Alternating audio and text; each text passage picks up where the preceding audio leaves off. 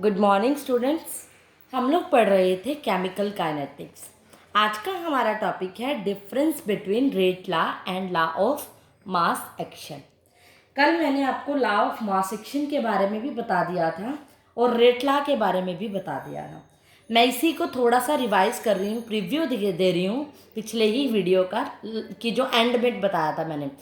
लेकिन क्यों दे रही हूँ, क्योंकि अगला जो टॉपिक है ऑर्डर ऑफ रिएक्शन वो इसी से रिलेटेड है। रेट लॉ और लॉ ऑफ मास एक्शन में मैंने बताया था कि कोई भी अगर जनरल रिएक्शन ले रही हूँ A B B gives us product. मान लो कोई जनरल रिएक्शन ली है according to law of mass action. मैंने कहा था वो क्या कहती है, किसी भी रिएक्शन का जो रेट होगा वो किसके इक्वल होगा, कांस्टेंट ए, कंसंट्रेशन ऑफ ए की पावर क्या लेंगे हम, वही कॉफिशेंट स्टिक्योमेट्रिक कॉफिशेंट जो ए का है, इनटू में बी की पावर बी का स्टिक्योमेट्रिक कॉफिशेंट। और रेट लॉ के अकॉर्डिंग मैंने क्या कहा था कि आर की वैल्यू क्या होगी, के, ए की पावर अल्फा और बी की पावर बीटा। मैंने कहा था ये जो अल्फा और बीटा हैं वो are not stoichiometric coefficient of any reaction. किसी भी रिएक्शन के स्टिक्योमेट्रिक कॉफिशेंट नहीं है। और ये भी बात बताई थी ये हमें कैसे पता चलता है, एक्सपेरिमेंटली पता चलता है। एक्सपेरिमेंट से हम पता लगा देते हैं कि रेट लॉ में ए अल्फा की वैल्यू क्या होगी और बीटा की क्या होगी। होगा वही, ए और बी वही होगा नो डाउट, लेकिन अल्फा बीटा हमें एक्सपेरिमेंटली पता चलेंगे। तो इतना सा ही डिफरेंस हो सकता है ये बाय चांस ए और बी के बराबर भी हो जाए। मान लो कोई रिएक्शन है 2a + 3b gives us product. हो सकता है ए की वैल्यू और बी की वैल्यू क्या है, ये अल्फा और बीटा की वैल्यू 2 और 3 भी हो जाए, बट जरूरी नहीं है। एक्सपेरिमेंटली ये क्या होती है, अल्फा और बीटा होती है, डिफरेंट होती है। अब जैसा कि मैं कह रही थी एक नई जो टर्म आएगी, नई रिएक्शन आएगी, ऑर्डर ऑफ रिएक्शन। जो ऑर्डर ऑफ रिएक्शन वो क्या होता है, सम ऑफ पावर्स। किसकी पावर्स का सम होता है, जिसमें रेट लॉ इक्वेशन बनाई गई है। मोलर कंसेंट्रेशन, उनकी जो मोलर कंसेंट्रेशन की पावर है, ये कहाँ से पता चलता है, देखो रेट लॉ से। रेट लॉ, मान लो किसी भी रिएक्शन का आपको रेट लॉ गिवन है। मैं आपको पहले सिर्फ मैथमेटिकली समझा रही हूँ, क्वेश्चन की फॉर्म में समझा रही हूँ। Order of reaction, order of reaction होता है किसी भी रिएक्शन का अगर आपको रेट लॉ गिवन है, उसकी कंसेंट्रेशन की पावर्स का जो सम होता है अल्फा प्लस बीटा, वो क्या होता है, order of reaction. Is that clear? ये नहीं कहोगे आप, फिर से ये एक बार बता रही हूँ, फिर से कंफ्यूजन रहती है ज़्यादातर बच्चों को। ये reaction they the, order of reaction कहाँ निकालो, तो आप डायरेक्टली ये नहीं कह सकते 2 + 3 5 is the order of reaction. बार बार समझा रही हूँ, जब तक आपको रेट लॉ नहीं पता, अल्फा और बीटा की वैल्यू नहीं पता, तब तक आप किसी भी रिएक्शन का ऑर्डर नहीं निकाल सकते। ये नहीं, ये रोंग है। कई बच्चे ये कर देते हैं 2 + 3 = 5 ऑर्डर ऑफ रिएक्शन। ये ऑर्डर ऑफ रिएक्शन नहीं है। अगर किसी रिएक्शन का रेट लॉ गिवन है तब आप ऑर्डर ऑफ रिएक्शन निकाल सकते हो, that is alpha plus beta. Is that clear? अब ऑर्डर ऑफ रिएक्शन क्या हुई इसकी, सम ऑफ पावर्स क्या हुई, definition, to which molar concentration in rate law equation are raised to express the observed rate of reaction is called order of reaction। Means किसी rate law equation के अंदर जो molar concentration की power होगी, उन powers का सम ही क्या होगा, ऑर्डर ऑफ रिएक्शन।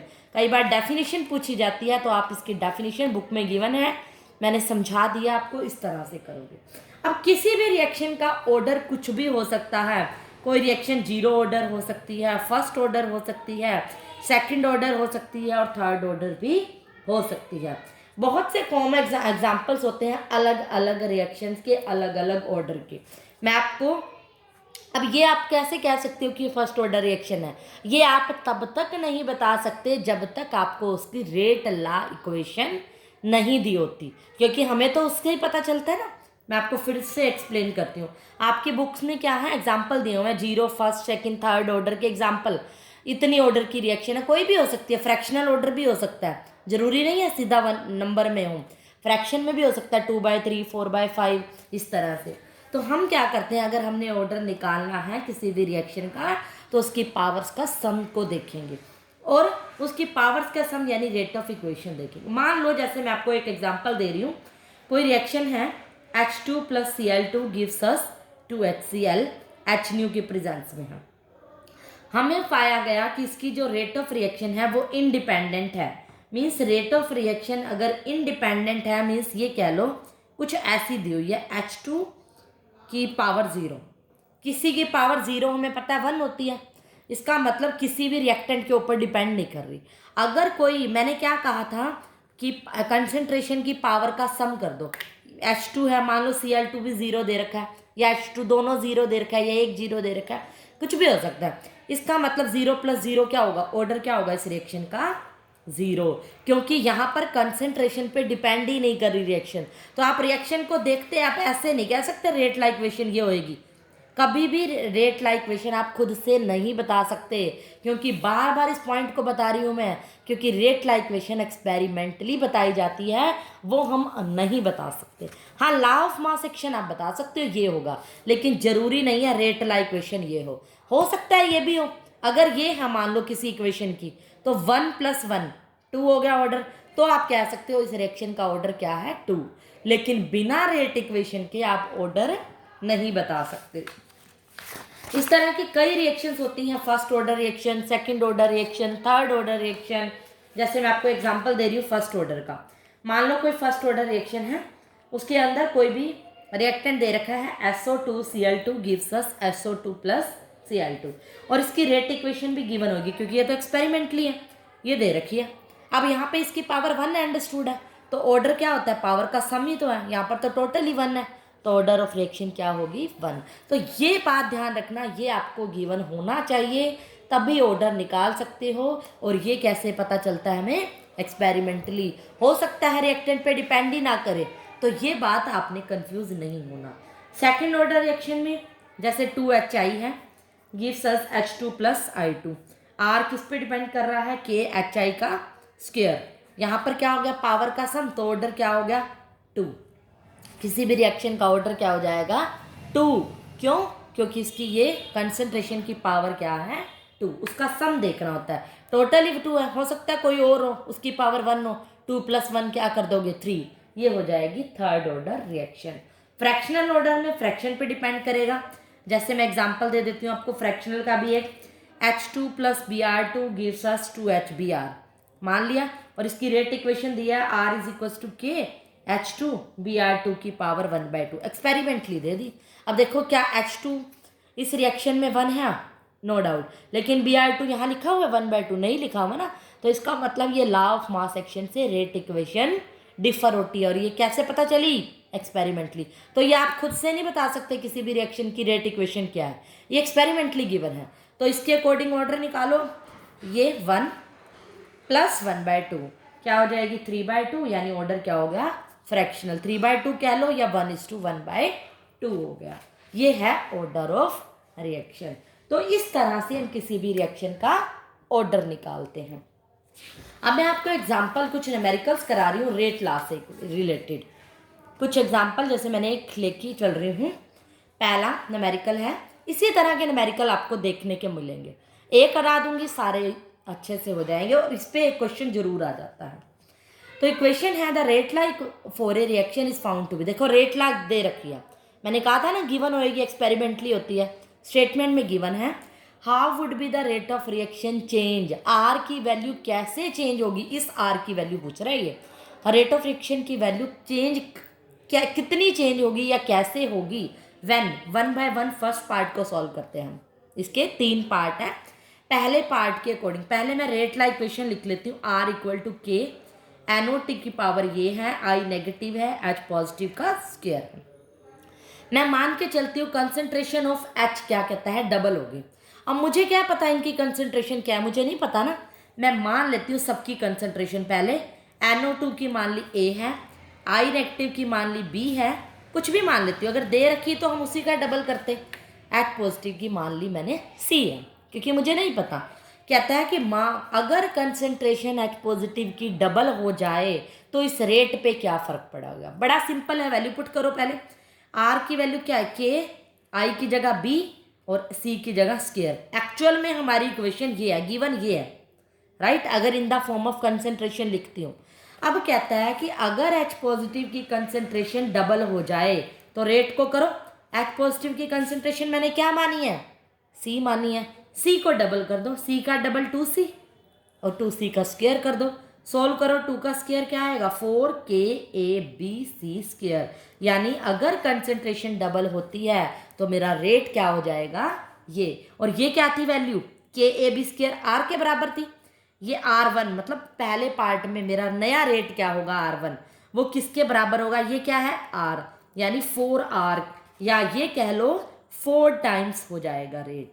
ऐसे करके छोड़ोगे तो कई बार ये भी ठीक है, लेकिन कई बार MCQs आ जाता है, रेट कितने गुना होगा, 1 टाइम 2 टाइम 3 टाइम या नो चेंज, रेट पे कोई भी चेंज नहीं आ रहा।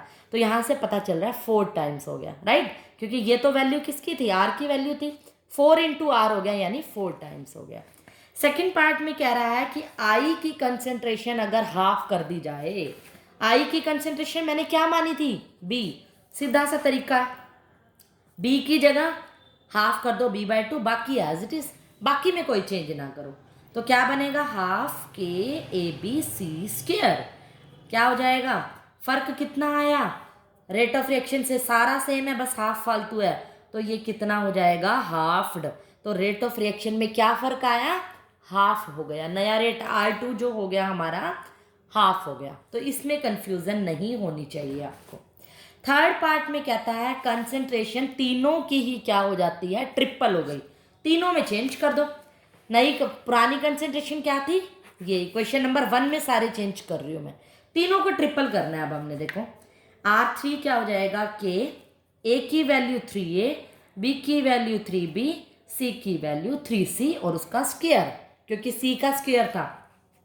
सोल्व करो, K 3 3 दा 9 9, इस ये 3 3 दा 9 हो जाएगा, स्क्वायर हो गया ना, 9 3 दा 27, 27 3 दा 81, KABC स्क्वायर। तो ये सारा R ही है, R3 इक्वल टू 81R, इसका मतलब क्या हो जाएगा 81 टाइम्स हो जाएगी। देखो R को 81 से मल्टीप्लाई करेंगे तब नया R बनेगा, यानी इस बार हमारी कंसेंट्रेशन क्या हो जाएगी 81 टाइम्स हो जाएगी। क्लियर हुआ। तो इस तरह के न्यूमेरिकल भी आपको देखने को मिल सकते हैं। एक कई बार ऑर्डर के ऊपर पूछ लेता है, ऑर्डर बताओ, जैसे मैंने एग्जांपल दिए थे first order, second order, third order के रिएक्शन के, ऑर्डर पूछ लेता है। जैसे मान लो कोई रिएक्शन दे दी इसने, ये कह दिया कि कोई rate equation they the, a rate La expression दे दिया, बी इसका ऑर्डर ऑफ रिएक्शन निकालो। मैंने क्या कहा था, सम ऑफ पावर्स, ऑर्डर क्या होगा इसका 1/2 प्लस 3/2, एलसीएम लेंगे 4/2 यानी 2 इज द ऑर्डर। क्लियर। अगर मान लो रेट दे दिया ये ए की पावर 3/2, बी की पावर -1, तो ऑर्डर क्या हो जाएगा 3/2 -1, एलसीएम लेंगे 3 - 2 1/2, यानी ऑर्डर क्या होगा हमारा 1/2। तो अगर ऑर्डर निकालना आ जाए तो ऐसे करोगे। तो इसी तरह के मिलते जुलते न्यूमेरिकल होंगे, जस्ट वैल्यू पुट करनी है और आपको सॉल्व करना है। आई होप आपको ये क्लियर हो गया होगा इसके न्यूमेरिकल्स वगैरह सब।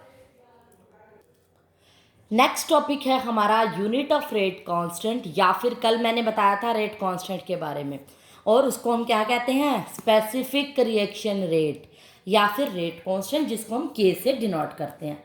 आज हम इसकी यूनिट के बारे में पढ़ेंगे। कल मैंने आपको बता दिया था कि रेट ला इक्वेशन के अकॉर्डिंग ए की पावर कुछ भी हो सकती है, अल्फा, बी की पावर बीटा, याद है, इन सबको हम 1 पुट कर दें अगर, तो R इक्वल टू के बराबर हो जाएगा। आज हम इसको डिस्कस करेंगे। कल हमने डेफिनेशन डिस्कस की, आज इसकी यूनिट को डिस्कस करेंगे, जो कि मोस्ट इंपॉर्टेंट है। डेफिनेटली एग्जाम में 1 नंबर का क्वेश्चन इस पे आता ही आता है, चाहे नीट में चाहे जेई में, इस पे 1 नंबर के आने के चांसेस पूरे हैं। तो इस पे स्टार लगा लीजिए, बहुत इंपॉर्टेंट है। मैं लिख रही हूँ IIT, जेई, नीट, कहीं भी आ सकता है ये क्वेश्चन। ये तो इस चैप्टर की लगा लो जान है। बहुत जगह आपको इस तरह के न्यूमेरिकल्स में देखने को मिलेगा, प्रैक्टिस प्रॉब्लम्स में। अगर मुझे क्या निकालनी है रेट कांस्टेंट, किसी की रेट कांस्टेंट किसी भी रिएक्शन की उसकी यूनिट निकालनी है, तो मैं कैसे निकालूंगी। अब देखिए, मैंने कोई इक्वेशन बताई थी पहले, किसी भी रिएक्शन का रेट जब बताया था, मैंने क्या बताया था, किसी रिएक्शन का रेट क्या होता है dR/dt या dP/dt होता है, याद है। फर्स्ट लेक्चर में बताया था कि जब कोई रिएक्शन की कंसेंट्रेशन घटती है और प्रोडक्ट की कंसेंट्रेशन बढ़ती है, तो तो क्या होता है उसका रेट ऑफ रिएक्शन। यानी ये अल्टीमेटली क्या है उसकी कंसंट्रेशन। तो कंसंट्रेशन मान लेती हूँ कि क्या है x है, तो dx by D T general formula R equal to D X by D T होगा। यहाँ पर x क्या है कंसंट्रेशन, राइट, कि किसी की रिएक्शन की रिएक्टेंट या प्रोडक्ट जो भी है तो उसके कंसंट्रेशन में चेंज आ रहा है ना, तभी रेट ऑफ रिएक्शन बनती है। और एक मैंने आपको ये फॉर्मूला भी बताया था रेट इक्वेशन R का, बताया था। R का फॉर्मूला क्या है, R इज इक्वल्स टू के, कोई भी कंसंट्रेशन की पावर अल्फा, कंसंट्रेशन की पावर बीटा।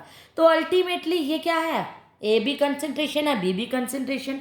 ओवरऑल क्या मैं इसको ऐसे लिख सकती हूँ कि कोई भी कंसंट्रेशन की पावर n है। एक बात और मैं बता दूं, इसमें ध्यान आ गया मुझे, जब ऑर्डर ऑफ रिएक्शन बताते हैं, ऑर्डर ऑफ रिएक्शन आपको बुक्स में स्मॉल n से डिनोट करना मिलेगा। न्यूमेरिकल्स में भी कह सकता है कि ऑर्डर ऑफ रिएक्शन, यानी ऑर्डर भी लिख सकते हो n भी लिख सकते हो। मान लो किसी रिएक्शन का 1/2 + 3/2 है, तो उसमें n से डिनोट करते हैं order of reaction, small n। Order भी लिख सकते हो, स्मॉल n भी। तो यहाँ पर मैं आपको बता रही हूँ कि कोई भी रिएक्शन है, देखो अल्फा प्लस बीटा हमें पता है क्या होता है, किसी रिएक्शन का क्या होता है, ऑर्डर होता है ना। रेट लॉ इक्वेशन के अकॉर्डिंग उसकी पावर्स का सम, पावर्स क्या है, अल्फा प्लस बीटा का सम क्या होगा, n ही होगा। n is the order of reaction. और ए और बी क्या है, कंसंट्रेशन। मैंने इकट्ठा करके लिख दिया इसको कि कंसंट्रेशन की जनरल फॉर्मूला लिख दिया मैंने, ये इक्वेशन 1 बना दी और ये इक्वेशन 2 बना दी। मीन्स आर की दो इक्वेशन हम स्टडी कर चुके हैं कि आर एक तो के कंसंट्रेशन की पावर n होता है, दूसरा change in concentration with respect to time भी होता है। अब मैं कंपेयर कर रही हूँ, देखो दोनों इक्वेशन को, क्योंकि दोनों इक्वेशन में आर है तो मैं दोनों इक्वेशन को इक्वल लिख के ये लिख सकती हूँ, D X by D T equal to K, concentration की पावर क्या हो जाएगी n। ये कंसंट्रेशन की शॉर्ट फॉर्म है, पूरा लिखने की बजाय CONC डॉट भी लिख सकते हो, मर्जी आपकी। तो कंसंट्रेशन होगी। मुझे किसकी यूनिट निकालनी है, के की। के को एक तरफ ले जाओ, इक्वेशन बनाओ D X by D T, concentration इधर क्या है मल्टीप्लाई, इधर क्या हो जाएगा डिवाइड, कंसंट्रेशन की पावर n। अब ये क्या है, डी एक्स में क्या मान के चली थी कंसंट्रेशन, चाहे चेंज हो रहा है कंसंट्रेशन तो है ही। ये क्या है टाइम, और ये क्या है इनटू 1 बाय कंसंट्रेशन की पावर n। ये किसके बराबर हो गया, के। अब जब हमें कुछ यूनिट निकालनी होती है तो फॉर्मूले के अंदर यूनिट पुट कर दो, करो पुट। कंसंट्रेशन की यूनिट क्या होती है, मोल्स पर लीटर, टाइम की सेकेंड इन, और इधर कंसंट्रेशन की यूनिट मोल्स पर लीटर, उसकी पावर n। यहाँ पे किसी की पावर 1 है, यहाँ n है, ऊपर जाके क्या हो जाएगा माइनस हो जाएगा।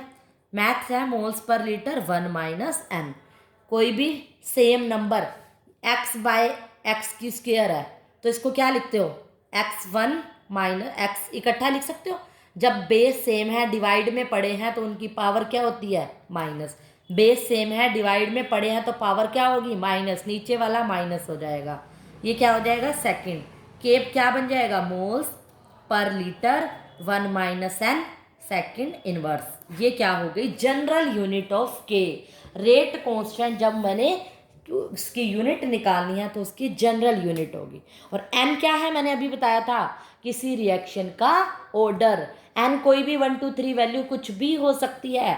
अब मैं आपको बड़ी इंटरेस्टिंग और इम्पोर्टेंट पॉइंट बता रही हूँ। देखो मैंने क्या बताया है, के की जो जनरल यूनिट बताई है moles per litre 1 minus n second inverse, ये मैंने यूनिट डिराइव करा दी। इसका डेरिवेशन करने की ज़रूरत नहीं है, समझाने के लिए है।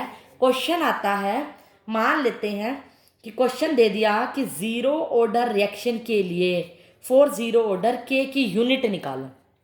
बड़ा इंटरेस्टिंग, मैं अभी आपको कह रही थी ना नीट में जेई में जो क्वेश्चन आता है वो ऐसे आता है, ज़ीरो ऑर्डर रिएक्शन के लिए के की यूनिट बताओ। के की यूनिट कभी भी सेम नहीं होती, ये रिएक्शन के ऑर्डर पे डिपेंड करती है।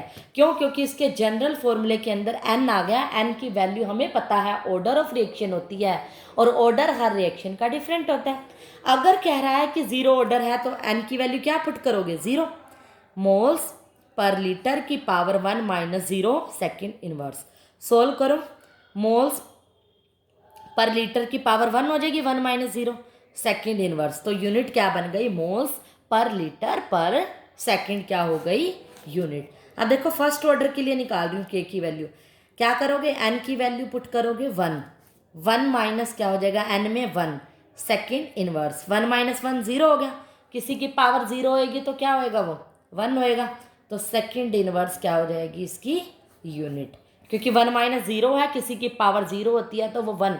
तो कई बार ऑप्शन आता है but unit of first order reaction of unit of k for first order reaction, option होता है मोल्स पर लीटर पर सेकेंड, मोल्स पर लीटर, या फिर second inverse, none of these. तो क्या आएगी यूनिट, सेकेंड इनवर्स। तो अगर आपको ये वाला जनरल फॉर्मूला याद है तो यूनिट बड़ी इजीली 1 सेकेंड के अंदर आप बता सकते हो एन की वैल्यू पुट करके। अब आप सेकेंड ऑर्डर, थर्ड ऑर्डर या फ्रैक्शनल ऑर्डर कोई भी आपको एन ऑर्डर दे रखा हो तो के की यूनिट आप निकाल सकते हो। और इन केस आप के की यूनिट भूल जाते हो तो इसका डेरिवेशन भी मैंने बता दिया है, उसका स्क्रीनशॉट भी ले सकते हो। आप फटाफट से इसका डेरिवेशन करके देख लो पेपर में और फिर से जनरल फॉर्मूला भी बना सकते हो। जरूरी नहीं है आपको मैं कह रही हूँ फॉर्मूला रट्टे मारो और इसके अंदर वैल्यू पुट करो। आपको पता है आर की वैल्यू पता है, दोनों को कंपेयर करो, के की वैल्यू निकालो और फिर जनरल फॉर्मूला खुद से बनाना सीखो। कोई भी क्रैमिंग नहीं है, चैप्टर का जो बेस है वहीं से मैंने बात निकाल लिया। चैप्टर का बेस है रेट ऑफ रिएक्शन। अगर आपको रेट ऑफ रिएक्शन समझ में आ गया कि क्या चीज़ है, कंसेप्ट क्या है, तो इसकी यूनिट कोई भी मुश्किल नहीं है और क्वेश्चन इसमें से डेफिनेटली एग्जाम में आएगा, चाहे बोर्ड है, चाहे कोई यूटी है, चाहे कुछ भी है, नीट है, जेई में एक क्वेश्चन तो पक्का आपको देखने को मिलेगा के की यूनिट के ऊपर। और आपको बुक्स में इस पे बहुत सारे न्यूमेरिकल देखने को मिलेंगे, यूनिट क्या होगी, कोई रिएक्शन दे रखी होगी, उसको देखते ही आपने बता देना है कि इस रिएक्शन की यूनिट क्या होगी। उसके बाद जो है रेट ऑफ रिएक्शन, मैंने देखो आपको रेट ऑफ रिएक्शन भी करा दिया, आर बताया ना, आर एंड रेट कांस्टेंट भी बता दिया। रेट कांस्टेंट क्या होता है, के। आपके एग्जाम में क्या है, कई बार इन दोनों पे डिफरेंस आ जाता है। अब दोनों पढ़ा चुकी, इसका डिफरेंस आप खुद से करोगे, बुक में एक टेबल दी हुई है जो डिफरेंस बता रहे हैं, तो आई होप आपको वो क्लियर हो जाएगी क्योंकि आपने पूरा वो कर लिया, पूरा कंसेप्ट डिटेल में मैंने बता दिया। तो इसका डिफरेंस आप खुद करोगे, इसके लिए लिख रही हूँ मैं डू योर सेल्फ। यहाँ तक अच्छे से कंसेप्ट क्लियर करो अगर आपको आगे से ये चैप्टर और ज़्यादा क्लियर करना है, क्योंकि पिछले कंसेप्ट क्लियर करने बहुत ज़्यादा ज़रूरी है। तो आई होप आपको ये वीडियो पसंद आई होगी। जाने से पहले लाइक, शेयर और सब्सक्राइब करना ना भूलें।